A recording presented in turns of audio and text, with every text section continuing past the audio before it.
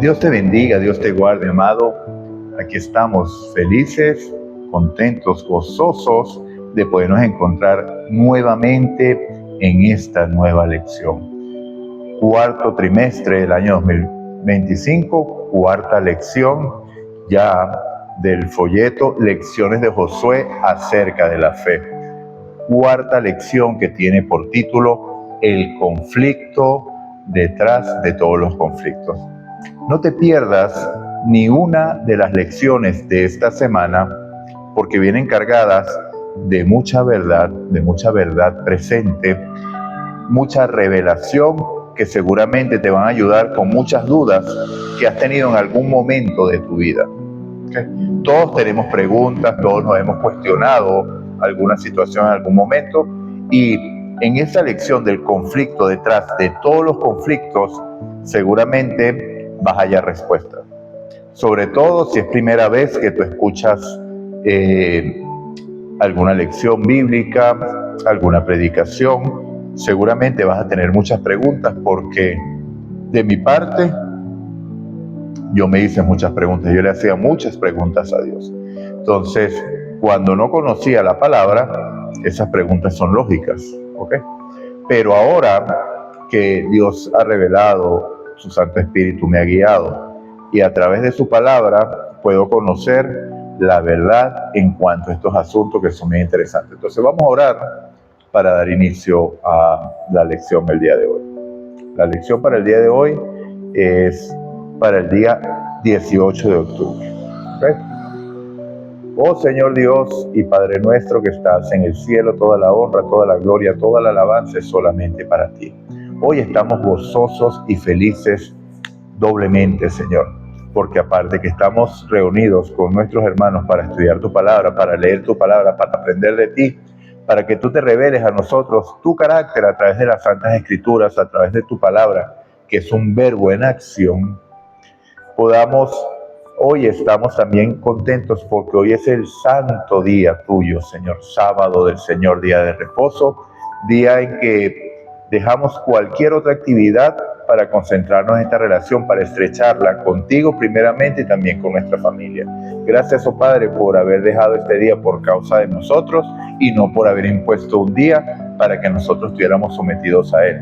Gracias, Padre, porque es libertad, es reposo, es gozo, es unidad, es unión y es descansar en ti, como ya lo dice, un reposo. Te pedimos perdón por nuestros pecados y pedimos que por favor tu Santo Espíritu nos tome enteramente para que podamos entender y podamos ser instruidos por ti en este día. Gracias te damos, oh Dios. Esta es una oración que hacemos en el nombre santo de tu Hijo Jesús. Amén y amén. Entonces, el conflicto detrás de todos los conflictos. El versículo para memorizar lo vamos a conseguir esta semana en el capítulo de Josué, versículo 10, versículo 14. Josué, capítulo 10, versículo 14. Y dice así: no ha habido día igual ni antes ni después en que el Señor escuchara la voz de un hombre, porque el Señor luchó por Israel. Esta historia es gran historia, ¿okay? Ya yo creo que vamos a estudiarnos la lección. Esta lección está constituida en 2 semanas. Tal vez el capítulo 10 va a ser parte de la lección que viene. De todas maneras, vamos a ver cómo se va desarrollando la semana. Lo que sí le pido es que no se aparte. No deje de ver ni siquiera uno de los videos, porque va a ser de mucha bendición espiritual, primeramente para mí y también para ti. Entonces, fíjense.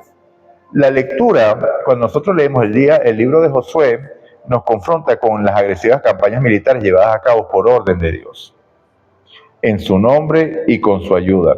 La idea de que Dios está detrás de la conquista de Canaán impregna el libro de Josué y se expresa en las afirmaciones del narrador.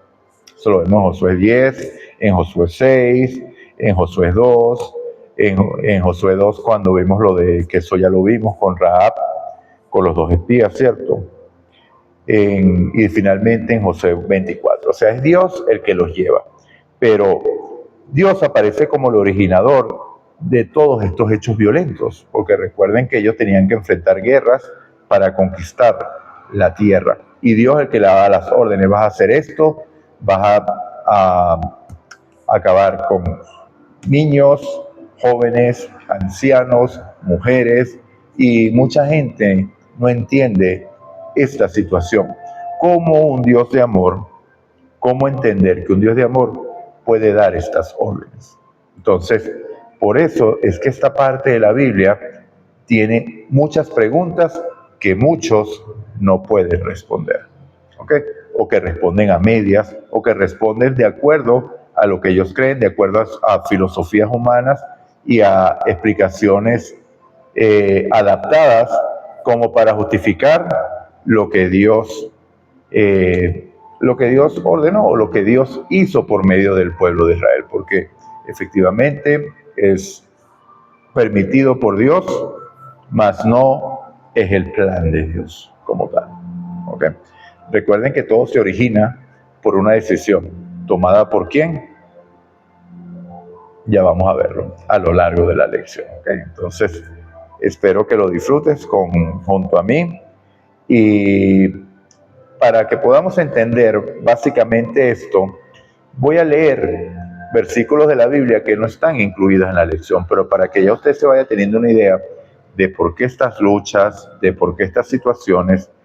Vamos a ver, primeramente debemos partir de que Dios nos da libertad para tomar decisiones, ¿okay? Una libertad que da Dios a todas sus criaturas, y eso lo vamos a ver especialmente en la lección del día lunes, ¿ok? Que es, como decir, la introducción del conflicto detrás de todos los conflictos, porque hay algo que originó todo esto.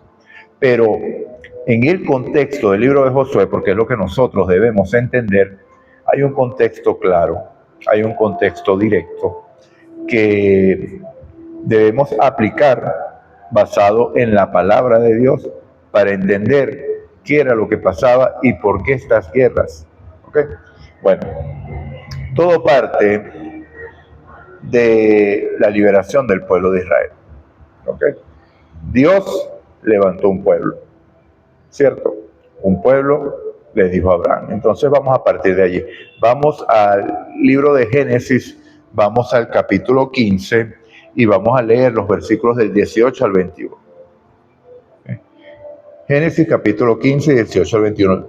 Recuerden que siempre les he dicho, Génesis es esencial, porque si partimos mal, vamos a llegar mal. Entonces el Génesis 15, versículo 16, dice así: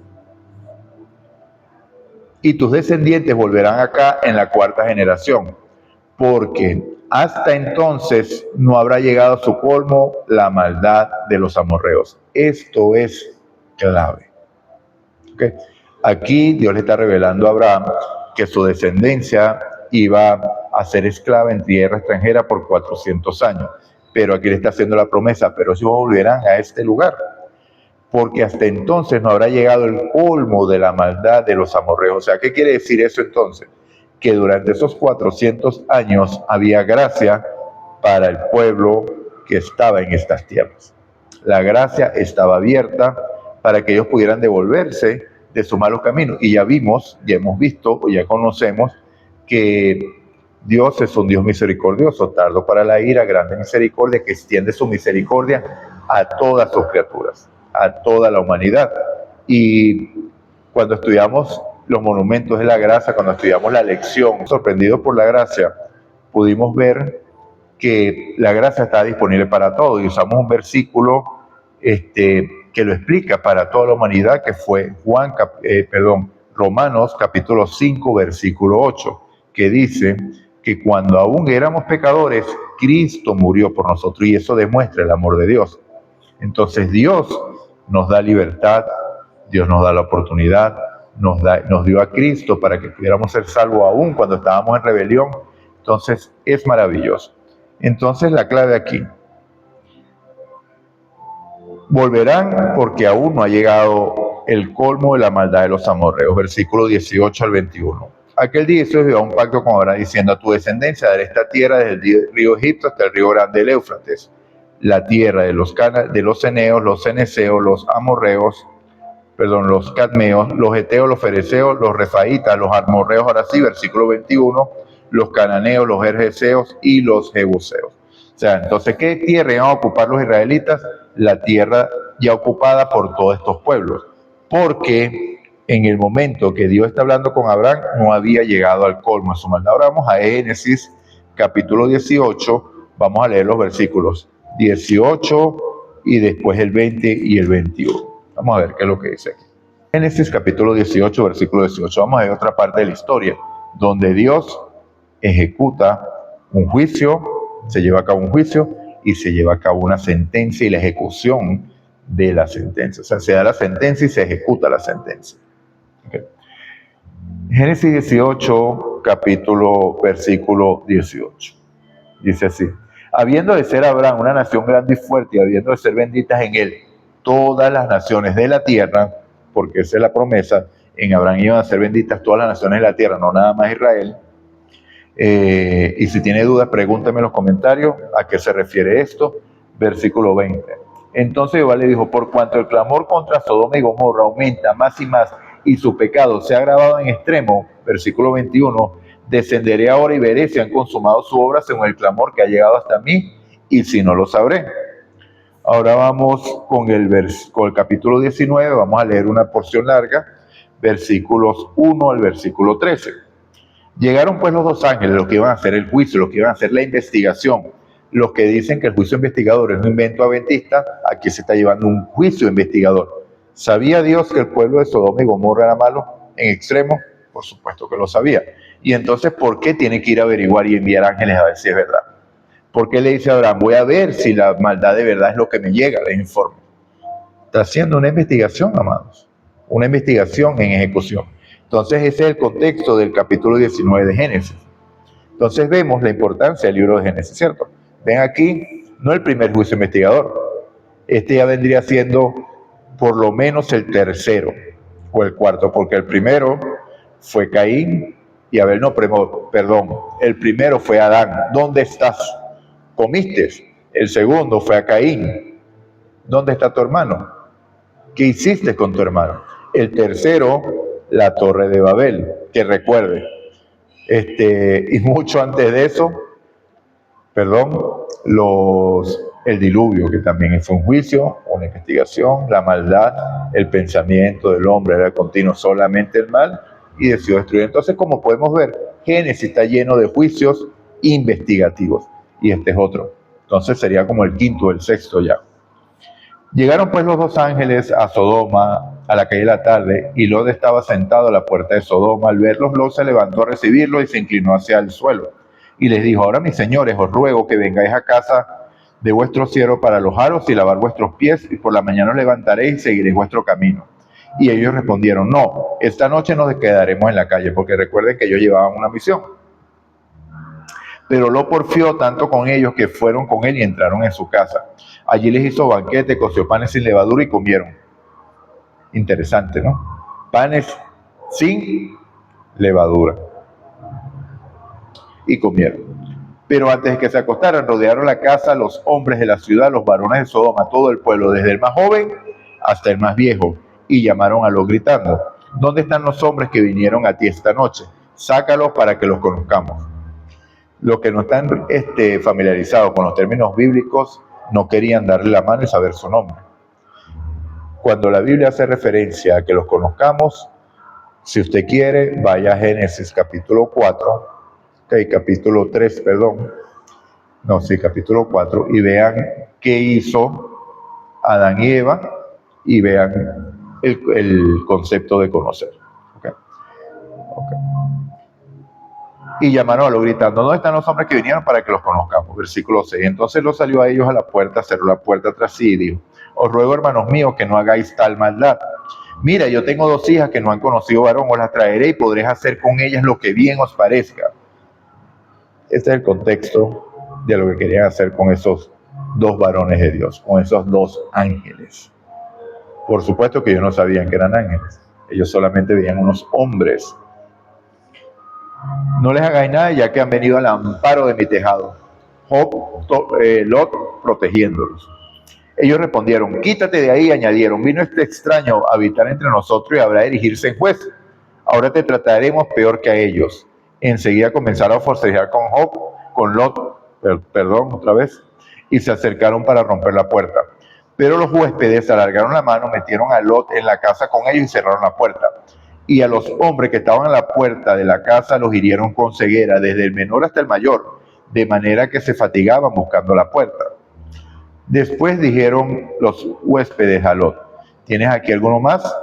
Sal de este lugar, saca de este lugar tus yernos, hijos e hijas y todo lo que tienes en la ciudad, porque vamos a destruir este lugar por cuanto el clamor contra la gente y esta ciudad ha subido de punto delante de Jehová, por tanto Jehová nos ha enviado a destruirlo. Entonces, ¿qué hay aquí? Un juicio, una sentencia y una ejecución que se va a llevar a cabo.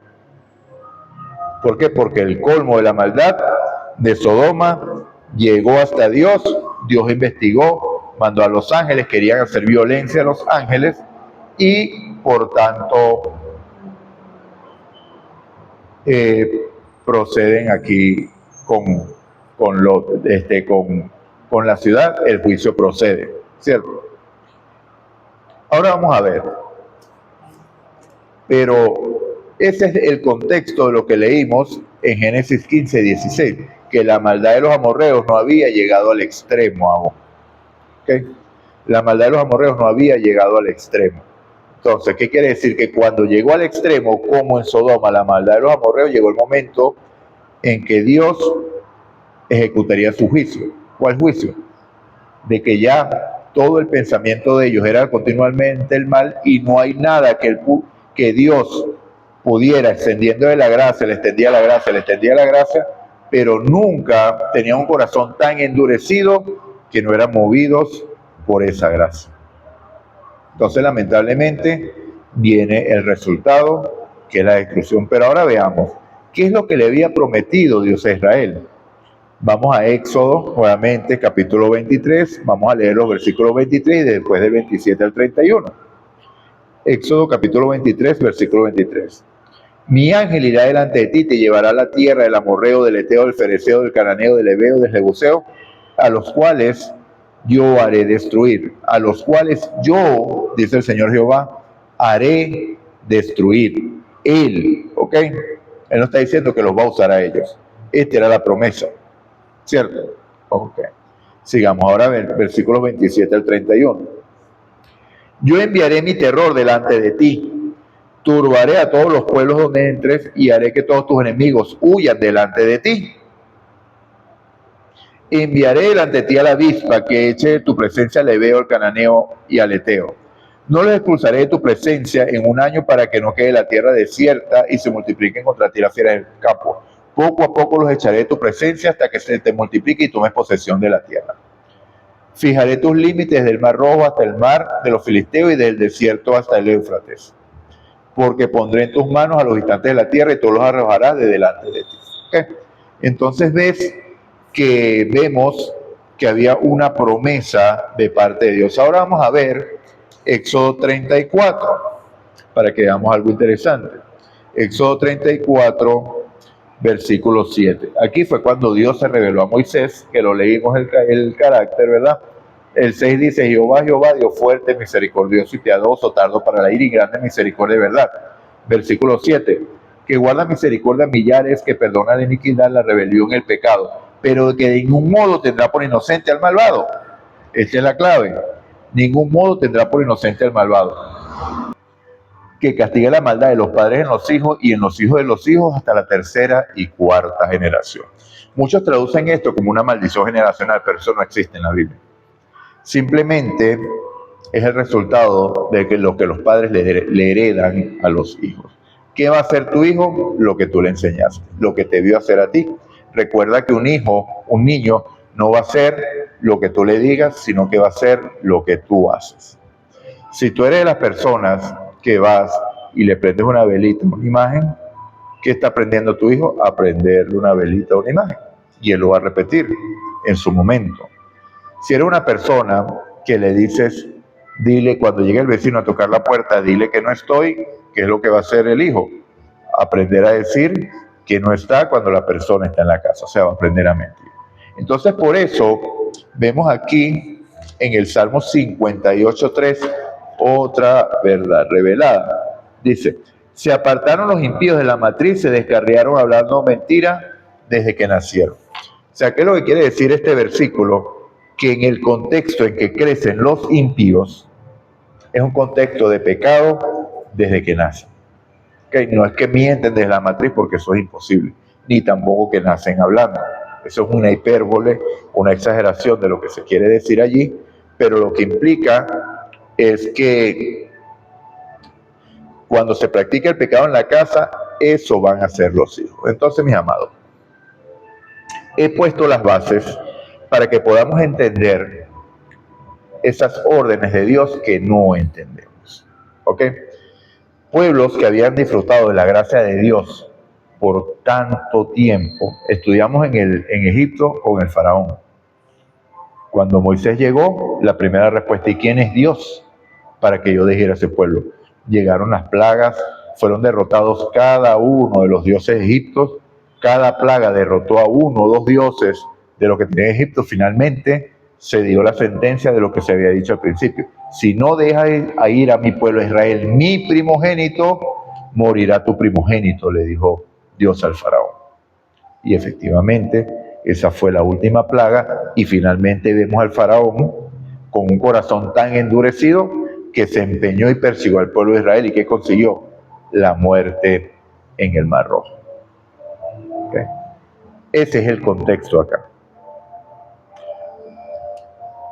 Había misericordia, había gracia, había piedad para estos pueblos, pero igual que Sodoma, llegaron los ángeles: sácalos, que queremos conocerlos. El pensamiento de ellos era solamente de continuo el mal. Y vemos que en el caso de Sodoma se hace la acotación desde el menor hasta el mayor. Muchos aplican esto, que eso es en la sociedad, el estrato económico. Puede aplicarlo como usted crea, pero el contexto es desde el niño hasta el más anciano estaban corrompidos, ya no había nada que hacer. ¿Quiénes murieron en Sodoma? Todos: mujeres, ancianos, niños de pecho. Dios no puede dar por inocente al culpable. ¿Por qué?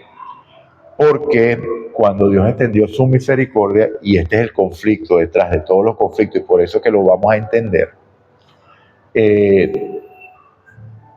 Caín le dijo a Dios: ahora el que me vea me va a matar por lo que hice, porque la sangre de mi hermano clama desde la tierra. Y Dios le puso una señal, precisamente una señal en la frente, una marca, para que nadie lo matara. Resultado: al tiempo, unos 400, 500 años después, no más, unos 1000 años después de eso, toda la humanidad, incluso los hijos de Dios, habían visto que las hijas de los hombres eran hermosas, se juntaron con ellas, y el pensamiento del hombre era de continuo solamente el mal. Por tanto, a Dios le dolió en su corazón haber creado al hombre, y tuvo que ejecutar un juicio general. ¿Por qué? Porque si no, el hombre terminaría destruyéndose a sí mismo. Por amor a ti, por amor a mí, es un acto de amor. ¿Por qué? Hoy vivimos en un mundo lleno de maldad.